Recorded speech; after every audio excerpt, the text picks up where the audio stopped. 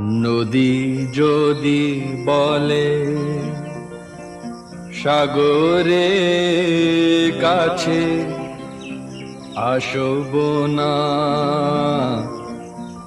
তা কি হয়?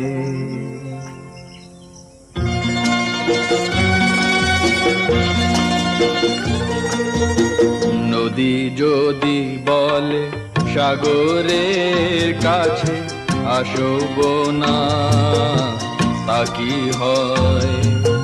মেঘ যদি বলে আকাশের বুকে ভাসব না, তা কি হয়? তা কি হয়?